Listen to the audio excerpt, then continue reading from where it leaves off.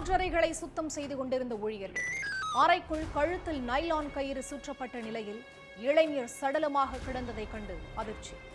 கட்டிலில் கிடந்த செல்போனை கைப்பற்றி விசாரித்த போலீஸ் லாஸ் போன் கால் லிஸ்டை வைத்து கொலையாளிகளை கைது செய்து விசாரணை.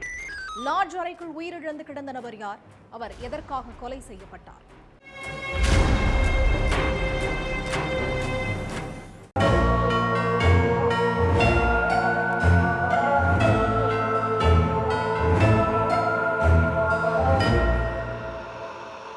வேமுலவாடா பகுதியில பிரைவேட் லாட்ஜ் ஒன்னு இருக்கு. அங்க வேலை பார்க்கிற ஊழியர்கள் ரூமை சுத்தம் பண்ணிட்டு இருந்திருக்காங்க. அப்ப ஒரு ரூம் கதவை திறந்துட்டு உள்ள போன ஊழியர்களுக்கு அதிர்ச்சி காத்திருந்துச்சு. கட்டில்ல இளைஞர் ஒருத்தர் கழுத்துல நைலான் கயிறு சுற்றப்பட்டு கொடூரமான முறையில உயிரிழந்து கிடந்தாரு. இத பார்த்து அதிர்ச்சி அடைஞ்ச ஊழியர்கள் போலீஸுக்கு போன் பண்ணி தகவலை சொல்லிட்டாங்க. உடனே சம்பவ இடத்துக்கு வந்த போலீஸ் சடலத்தை மீட்டு போஸ்ட்மார்ட்டத்துக்கு அனுப்பி வச்சுட்டு ஊழியர்கள் கிட்ட விசாரணையில இறங்கினாங்க. இந்த ரூமை புக் பண்ணது யாரு, அவரோட ஐடி ப்ரூஃப் கொடுங்கன்னு கேட்டிருக்காங்க. அது மூலமா உயிரிழந்தவரு கரீம் நகரை சேர்ந்த மோகன்னு தெரிய வந்துச்சு.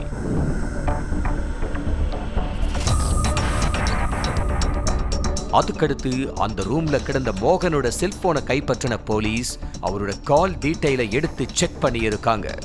அதுல லாஸ்ட் கால் லிஸ்ட்ல சாரதாவோட பேரு காட்டி இருக்கு. அதுக்கடுத்து அங்கிருந்த சிசிடிவி காட்சிகளையும் எடுத்து பார்த்திருக்காங்க. அதுல பெண் ஒருத்தவங்களும் 2 நபர்களும் அந்த லாட்ஜுக்கு வந்துட்டு போன காட்சிகள் பதிவாகி இருந்திருக்கு. அதை வச்சு நேரா சாரதாவோட வீட்டுக்கு போன போலீஸ் அவங்க கிட்ட விசாரிச்சிருக்காங்க. இந்த கொலைக்கும் தனக்கும் எந்த ஒரு சம்பந்தமும் இல்லைன்னு சாரதா சொல்லி இருக்காங்க. ஆனா அவங்கள கஸ்டடியில எடுத்த போலீஸ் அவங்க கிட்ட விசாரிக்க வேண்டிய விதத்துல விசாரிச்சிருக்காங்க.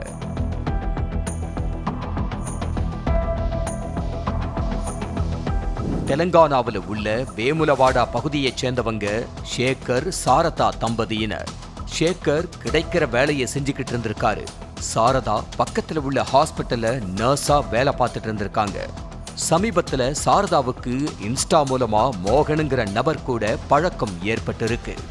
நார்மலா பேச ஆரம்பிச்ச 2 பேரும் அதுக்கடுத்து போன் நம்பரை பரிமாறிக்கிட்டு செல்போன்லயே மூழ்கி போய் கிடந்திருக்காங்க. இந்த பழக்கமே இவங்களுக்குள்ள தகாத உறவா மாறி இருக்கு. சாரதா வேலைக்கு போறதா சொல்லிட்டு ஜாலியா மோகன் கூட ஊர் சுத்திக்கிட்டு இருந்திருக்காங்க. அது மட்டும் இல்லாம பக்கத்துல உள்ள லாட்ஜ்ல ரூம் எடுத்தும் அடிக்கடி தனிமையில இருந்திருக்காங்க. மோகனோட செலவுக்கும் காதலி சாரதா தான் பணம் கொடுத்துட்டு இருந்திருக்காங்க. மோகன் மேல ஏற்கனவே ஒரு போக்சோ கேஸும் போதை பொருட்களை விற்பனை செஞ்ச கேஸும் இருந்ததா சொல்லப்படுது.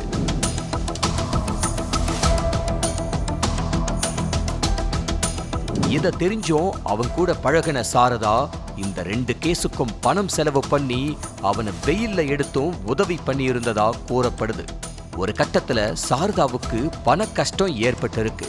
ஆனா அந்த கஷ்டத்துல சாரதாவுக்கு ஆறுதல் சொல்லாத மோகன் செலவுக்கு பணம் கேட்டு டார்ச்சர் பண்ணி இருக்கான். முன்ன மாதிரி என்கிட்ட சுத்தமா பணம் இல்ல, என் குடும்பமே இப்ப ரொம்ப கஷ்டத்துல இருக்கு, அதனால இனிமே பணம் கேட்டு என்ன டிஸ்டர்ப் பண்ணாதுன்னு சொல்லி இருக்காங்க. அதுக்கு மோகன், நீ மட்டும் இப்ப எனக்கு பணம் கொடுக்கலன்னா நம்ம 2 பேரும் ஒன்னா சேர்ந்து எடுத்த போட்டோவை சோசியல் மீடியாவில் வைரலாக்கி உன்னை அசிங்கப்படுத்திடுவேன்னு மிரட்டி இருக்காரு. இதனால பயந்து போன சாரதா என்ன பண்றதுன்னு தெரியாம முழிச்சுக்கிட்டு இருந்திருக்காங்க. இந்த பிரச்சனையிலிருந்து தப்பிக்க நடந்த எல்லா விஷயத்தையும் தன்னோட கணவர்கிட்ட சொல்றதுதான் ஒரே வழின்னு முடிவு பண்ணி இருக்காங்க. அதுபடி மோகன் கூட நெருங்கி பழகின விஷயத்த கணவன் கிட்ட சொன்ன சாரதா, நான் தெரியாம தப்பு பண்ணிட்டேன், இனிமே இது மாதிரி தப்பு பண்ண மாட்டேன்னு கால்ல விழுந்து கெஞ்சி இருக்காங்க.